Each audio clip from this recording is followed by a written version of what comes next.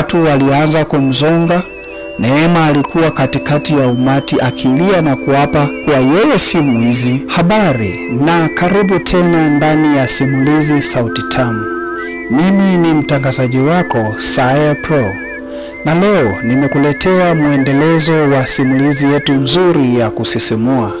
Kabla hatujaanza, kama wewe ni mgeni, bonyeza alama ya subscribe hapo chini ili uwe wa kwanza kupata mwendelezo wa simulizi hizi.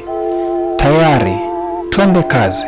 Katika sehemu ya pili, baada ya kuacha shule, mikono ya Neema iliyozoea kushika kalamu sasa ilianza kupata sugu kwa kushika jembe. Kila asubuhi kabla ya ndege hawajaanza kuimba, Neema alikuwa tayari yuko kwenye mashamba ya mzee tajiri. Jua lilipokuwa likiwaka utosini, mgongo wake ulimuuma utazani unakatika. Lakini kila alipofikiria kicheko cha mdogo wake Baraka akila uji, alijikaza. Lakini umaskini una tabia moja mbaya, haushibi. Pesa kidogo aliyopata shambani haikukidhi hata nusu ya mahitaji yao. Madeni yao ya nyuma yalianza kushika hodi mlangoni pao. Siku ya Alhamisi, Neema alirudi nyumbani akiwa amechoka. Akakuta umati wa watu mbele ya kanyumba kao kadogo.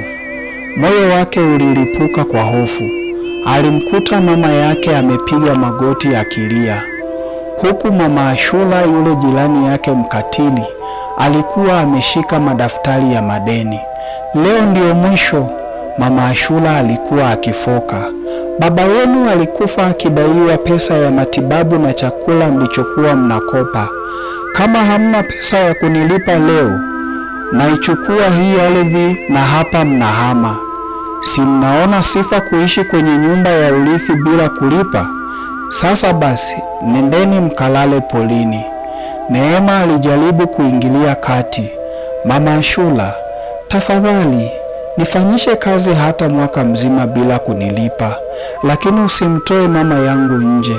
Mama Ashura alimwangalia Neema kuanzia chini mpaka juu, kisha akatema mate chini. Wewe, kazi gani unaweza? Unadhani urembo wako wa kimaskini utanilipa deni langu? Wewe na mama yako ni kama tawi lililokauka. Hamna faida yoyote hapa chini. Kijiji kizima kilikuwa kikishuhudia dharau hiyo.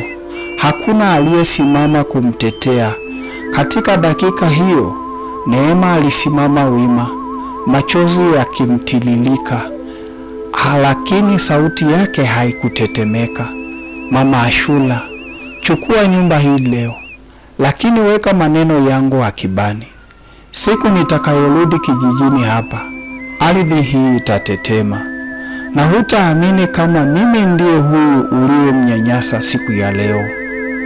Walitupwa nje usiku ule. Neema na mama yake na Baraka walianza kulala kwenye kibanda cha mkaa cha rafiki mmoja wa asili wa mama yake.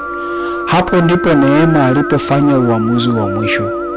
Mama, siwezi kubaki hapa nikionekana kama takataka. Nitakwenda mjini. Nitakwenda kutafuta kile walichosema siwezi kukipata. Mama yake alikuwa na hofu. Alijua mjini kuna mitego mingi kwa binti mrembo kama Neema.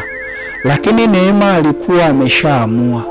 Usiku wa manane, akiwa na begi lake dogo lenye nguo mbili tu na cheti chake cha shule ambacho hakikutupa, alielekea stendi ya mabasi. Ghafla, kabla hajaondoka, tukio moja la mwisho lilitokea.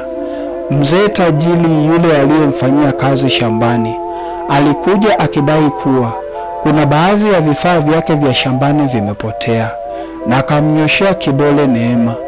Huyu binti kabla hajaondoka akaguliwe. Huenda ameiba vifaa vyangu kulipiza kisasi. Watu walianza kumzonga. Neema alikuwa katikati ya umati akilia na kuapa kuwa yeye si mwizi. Je, Neema ataweza kuondoka kijijini hapo akiwa na heshima yake, au ndio ataishia jela kabla hata ya safari yake kuanza? Usikose kufuatilia sehemu ya 3 hapa Simulizi Sauti Tamu. Maoni yako ni muhimu. Unafikiri ni nani aliyemwibia mzee tajiri na kumsingizia neema? Usisahau kulike, kusubscribe na kucomment ili uwe wa kwanza kupata taarifa mbalimbali kutoka hapa Simulizi Sauti Tamu. Karibu na tukutane sehemu ya 3.